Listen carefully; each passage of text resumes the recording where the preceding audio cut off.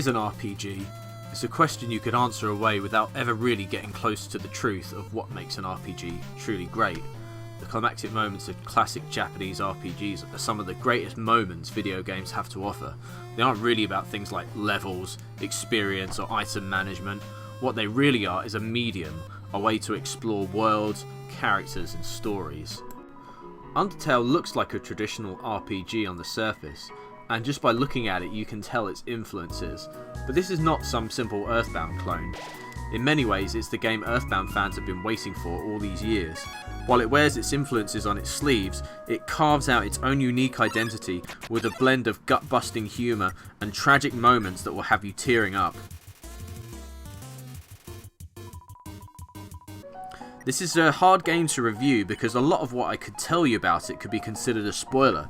A lot of the fun, laughter and tragedy of this game comes from your own honest reactions to the unexpected moments the game throws at you. And none of the footage that you're seeing right now is really going to carry across just how bizarre and surprising this game can be. So two things immediately set Undertale apart from your average RPG. One is the method by which you can dodge enemies' attacks. You control this little heart which represents your stole, and you have to dodge the enemy attacks to avoid damage, which can take the form of a swarm of flies, to a bullet hell style barrage of bullets, or some kind of lanky dog thing whose legs you have to avoid. Some of it's just downright weird. But the second thing is the game's real genius, and that's the act option, and that allows you to diffuse fights in various ways. It's essentially possible to finish this game without killing a single enemy, and knowing this, things take on a slightly different tone. After all, what sort of person kills when they know it can be avoided? Even when your enemy is earnestly trying to kill you, if you know there's a way to spare them and get out of it without hurting them, it gives the encounter a very different sort of tone. So although Undertale appears to be an RPG, this may just be a lot of surface.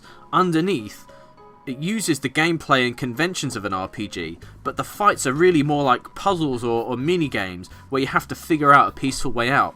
It weirdly seems to have as much in common with WarioWare than Earthbound with its abundance of mini-games.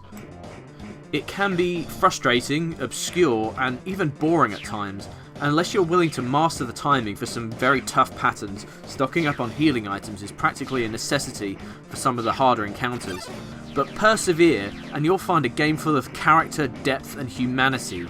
The characters you encounter might seem like hilarious foils at first, but after a while they actually reveal a lot of depth.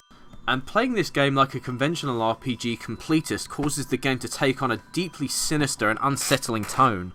After clearing an area of monsters, towns become deserted, battles start up only to give the ominous message, "But nobody came," and the player's character elicits some deeply unsettling responses from everyone they meet. Whereas going the totally pacifist route leads to a really positive and inspiring outcome for everyone, anyone who can bear the guilt of going the opposite route is going to have a really bad time. I won't say more, I've already said too much probably, but needless to say, this is a unique game and one of the biggest surprises of the year, and should be experienced by anyone who's interested in story, RPGs, and one of the most sad, hilarious, and baffling games ever made. It calls back some of the greatest moments in RPG history while having a flavour and identity all of its own.